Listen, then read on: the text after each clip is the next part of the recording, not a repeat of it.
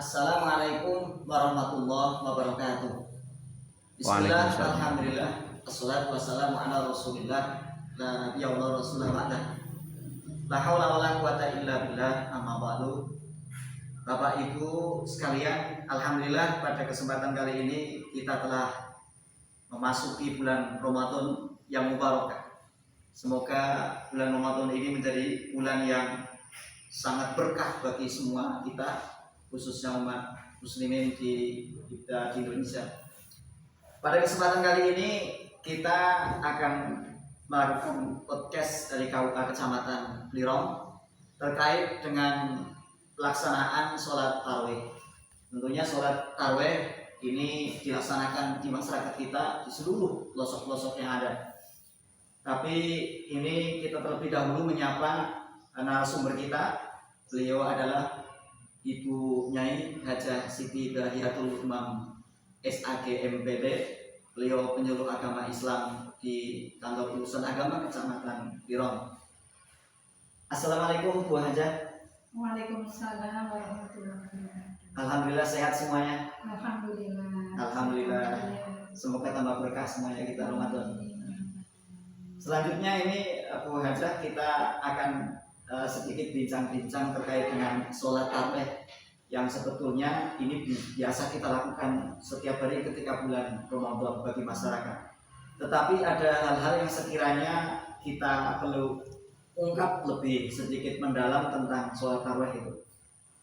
Boleh kita bertanya, sholat tarawih itu sebetulnya sholat yang seperti apa sih? Apakah itu sholat yang sifatnya itu wajib atau sunnah atau itu anjuran atau apa itu Bu Hajah? Terima kasih Mas Amin ya. Amin itu juga penyuluh agama Kecamatan Blirong. Ya, tentang sholat tarawih itu ada yang mengatakan bahwasanya sholat tarawih itu adalah hukumnya sunnah. Ada yang mengatakan juga sunnah kifayah kalau paham. Tapi kebanyakan kalau dalam Al-Quran itu ada perintah sholat, kemudian ada hadis itu Rasulullah Muhammad SAW bersabda, Bismillahirrahmanirrahim, man qama ramadhana imanan wa ihtisaban ghufira lahu ma taqaddama min dhanbihi. Otomatis dengan kita belajar hadis ini yang diriwayatkan oleh muttafaqun alaih oleh Muslim itu, bahwasanya ini perintah.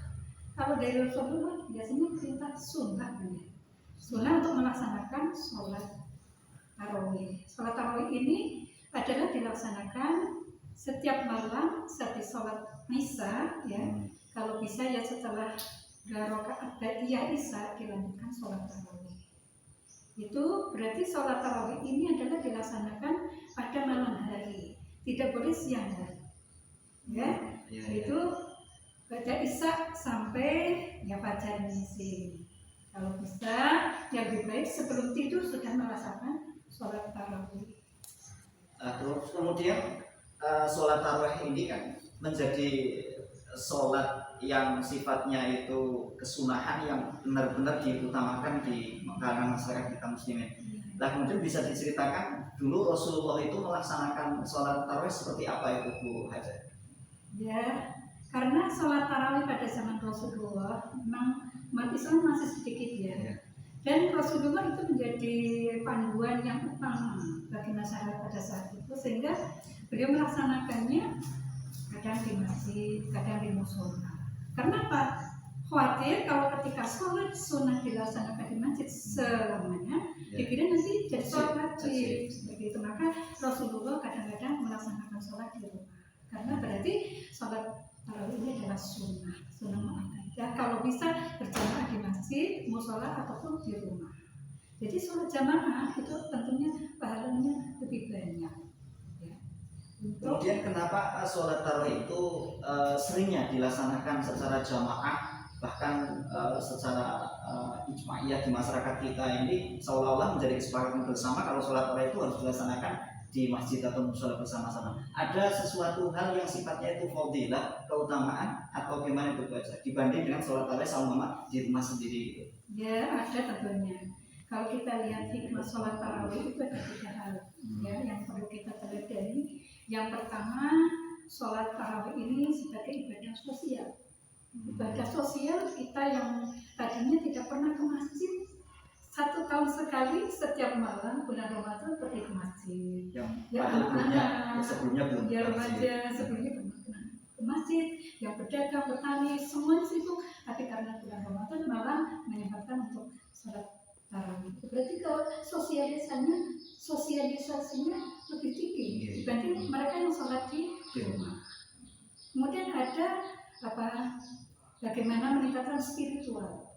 Ya, akhirnya spiritual itu ketika sholat tarawih berjamaah, otomatis ketika berjamaah pahalanya lebih banyak daripada sholat sendirian.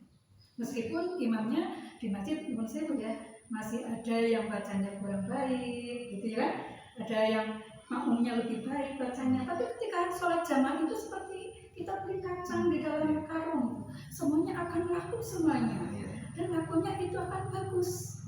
Sempurna. Sempurna. Jadi 27 derajat mereka dapatkan orang yang melaksanakan sholat jamaah baik di musola, masjid maupun di rumah, karena sholat tarawih ini tidak ada di masjid. Ya. Kemudian yang ketiga, ada hubungan vertikal dengan masyarakat yang tadinya tidak pernah sedekah. Ya, di masjid kan biasanya bawa jaburan ya, sedekah, masakan sedikit di rumah dilebihkan untuk dibawa ke masjid untuk sedekah. Itu otomatis akan memberikan kepada masyarakat. Kemudian untuk rakaatnya, rakaat sholat tarawih kadang dilaksanakan di masyarakat kan berbeda-beda. Ada yang melaksanakan 8 rakaat, ada yang melaksanakan 20 rakaat. Nah ini bagaimana wajah untuk kaidah sholat tarawih itu sebetulnya berapa rakaat? Ya, kalau tadi ada Ramadan tadi ya. Karena siapa yang melaksanakan sholat tarawih itu ada yang 8 rakaat.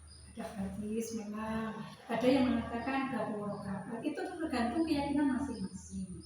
Jadi semuanya boleh dilaksanakan, ikut yang 8 atau yang 20. Masing-masing punya dasar. Punya dasar semuanya, dan dasarnya kuat bagi zamannya masing-masing. Jadi tidak masalah melaksanakan yang mana ketika dia memang memiliki dasar keyakinan yang itu harus dilaksanakan. Gitu. Iya, yang penting sholat tarawih. Bahkan 4 rakaat ibu bagi yang menangis anaknya ya itu juga boleh, hanya 4 rakaat, 6 rakaat gitu ya. Tapi kalau bisa dilanjutkan, yang lain. Pilih yang 8 rakaat atau 20 rakaat. Tapi kalau nggak mampu, ya sudah semampunya saja. Yang penting tidak meninggalkan sholat tarawih. Karena siapa orang yang paling baik bisa melaksanakannya, yang tidak berarti tidak apa-apa. Karena ini salah satu sunnah. Ya, seperti itu. Nah kemudian yang paling ini adalah sesi yang terakhir nih Bu Aja, terkait dengan sholat tarawih. Sholat tarawih itu sholat yang sedemikian istimewa di bulan Ramadan. Sebetulnya apa hikmahnya sehingga sholat tarawih itu adalah sholat yang dinanti-nantikan juga oleh kaum muslimin, dan para sahabat juga melaksanakan di masjid dulu di Madinah ketika zaman Rasulullah itu mereka belum melemput melaksanakan sholat tarawih di Masjid Rasul. Nah kemudian hikmah dibalik itu semuanya terkait dengan puasa Ramadan ini apa saja Bu Aja?